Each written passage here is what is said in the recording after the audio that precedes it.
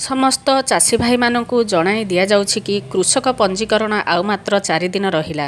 ତେଣୁ ସମସ୍ତ ଚାଷୀ ଭାଇ ଭଉଣୀମାନଙ୍କୁ ଅନୁରୋଧ, ନିଜର କୃଷକ ପଞ୍ଜୀକରଣ ନିକଟସ୍ଥ ମୋ ସେବା କେନ୍ଦ୍ରରେ କରାଇ ନିଅନ୍ତୁ। ଯେଉଁମାନେ କୃଷକ ପଞ୍ଜୀକରଣ ମୋ ସେବା କେନ୍ଦ୍ରରେ କରିନାହାନ୍ତି, ସେମାନେ ମୋ ସେବା କେନ୍ଦ୍ରକୁ ଯାଇ ତାଙ୍କର ତଥ୍ୟ ଯାଞ୍ଚ କରାଇ ନିଅନ୍ତୁ। ଭୂମିହୀନମାନେ ମଧ୍ୟ ମୋ ସେବା କେନ୍ଦ୍ରକୁ ଯାଇ ପଞ୍ଜୀକରଣ କରାଇ ନିଅନ୍ତୁ। ସଠିକ୍ ତଥ୍ୟ ଅପଡେଟ୍ ନ କଲେ ଅସୁବିଧାରେ ପଡ଼ିବେ।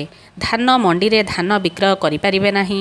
କୃଷି ଯନ୍ତ୍ରପାତି କ୍ରୟ ଉପରେ ରିହାତି ପାଇପାରିବେ ନାହିଁ। ସାର ବା କୀଟନାଶକ ଉପରେ ରିହାତି ପାଇପାରିବେ ନାହିଁ ଏବଂ କାଳିଆ PM କିଷାନ ଯୋଜନାରୁ ମଧ୍ୟ ବଞ୍ଚିତ ରହିବେ। ଆବଶ୍ୟକ କାଗଜପତ୍ର ହେଉଛି ଆଧାର କାର୍ଡ଼, ଫଟୋ, ବ୍ୟାଙ୍କ ପାସବୁକ୍, ଜମିପଟା ଓ ମୋବାଇଲ ନମ୍ବର। ଭିଡ଼ିଓଟି ଭଲ ଲାଗିଲେ ସବସ୍କ୍ରାଇବ୍ କରିବା ସହିତ ଅଲ୍ ବେଲ୍ ଆଇକନକୁ ଦବାଇ ଲାଇକ୍, ସେୟାର ଓ କମେଣ୍ଟ କରନ୍ତୁ।